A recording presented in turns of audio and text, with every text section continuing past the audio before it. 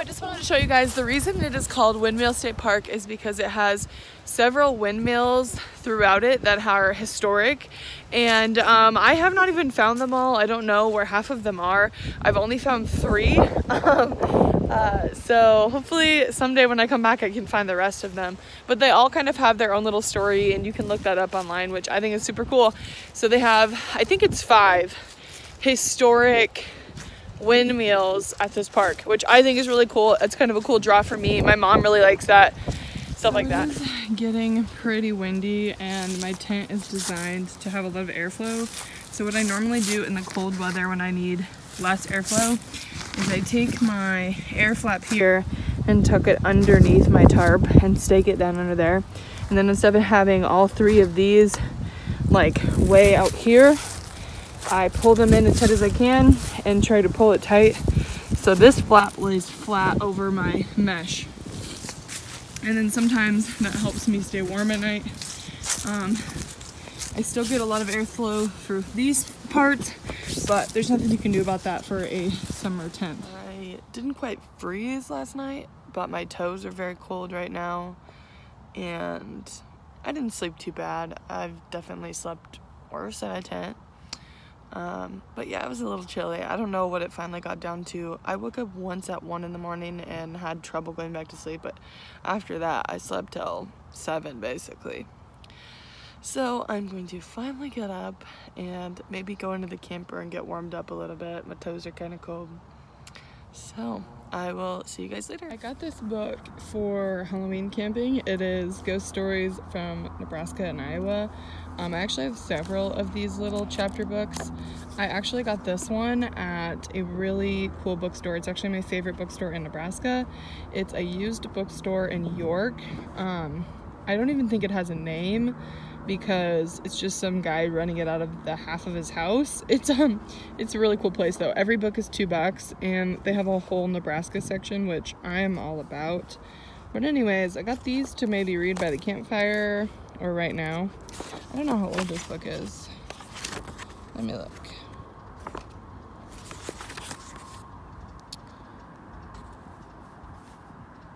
$1989, that's how old this book is. So it looks like it was barely used.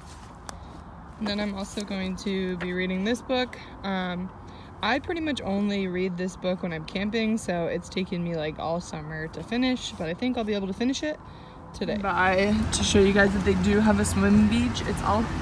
It's obviously like way too cold for that right now. It is freezing, but the swimming beach is really nice. It's really big. So if you have a family, you should definitely come check this place out.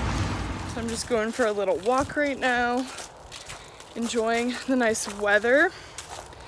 It got to be the warmest right now. Otherwise it's been mostly pretty cold the whole day. But my mom and I sat in the sun most of the day and it was perfect. But I don't really think we came out of the camper until like 10:30 because it was almost in the 20s.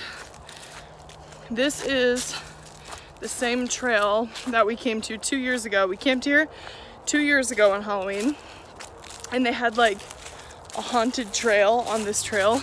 It was so fun. It was really cool. I don't think they do it anymore, which is kind of a bummer, but the cool thing is that this is located near Gibbon, the town of Gibbon, and Gibbon has a really cool haunted acres.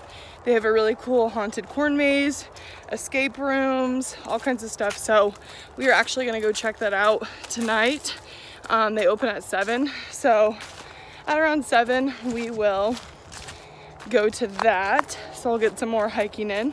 It's like 13 acres of corn maze. So I will be doing that with my little bro. And, I will be doing that with my little brother and maybe my mom. I don't know, my mom and dad aren't too into that. They'll probably just come and hang out. My little brother and I, we will go enjoy that. This is the Trout Lake they have that they stock twice a year. The last time I was here, I did fish it and I did not catch anything, but I just watched a guy pull a trout out, which is super rad. But I did not bring my fishing poles this time. I don't know why, I'm dumb. They also have several kayak launches. This place has like, I think 5 or 6 lakes, and they each have like different species in them. It's a really nice little pond area. But yeah, they have several kayak launches, which is super popular. I have a friend who comes here quite often. We are headed to Kneenocker Woods. It is a haunted trail. We're doing 10 acres. It's a half-mile trail. Oh, a half-mile trail. I thought it was a maze. I don't know. Anyways, we're Well, going. That's the 13th acre, and I didn't pay for that. Oh, okay. And I wanted to go to that. We are gonna go do some Halloween stuff, so I will try to videotape it. Hopefully I am not screaming and running the whole time. That stick. No, you just lost the stick. I put it down. We have stayed at this park several times before. We've actually Halloween camped here before when they had a haunted trail on the site. But this year we decided to go to Kneenocker Woods instead. You probably already saw that, which was a great time. But I just wanted to talk about some reasons why this is a really good campsite. For number one, all of the spots are easy to get into, wide open spaces, lots of room. And there's always open spots at this one. It seems like it's not overly filled. It's a well-kept campground. It has great shower houses and lots of lakes, and it does have a swimming beach. The only con I would say about this campsite is that it is directly off of the interstate, so you do hear that interstate traffic all night. If you have a camper, this probably doesn't bother you as much, but as a person who stays in a tent, it gets pretty noisy.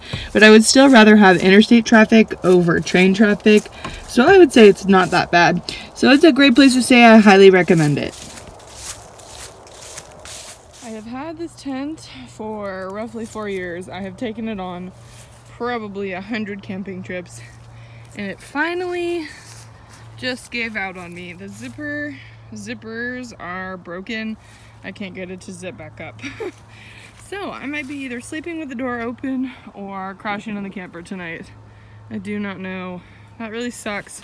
Guess that means next year I am upgrading. So last night I decided not to stay in my tent, and I think that was probably a better option considering I woke up and this is what my tent looks like now. All of the elbows are bent the incorrect way, so it's probably time to retire this tent. I think she's done on her last leg. It's freezing out here. Whew.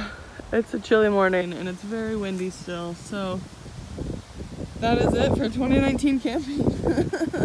It's way too cold now.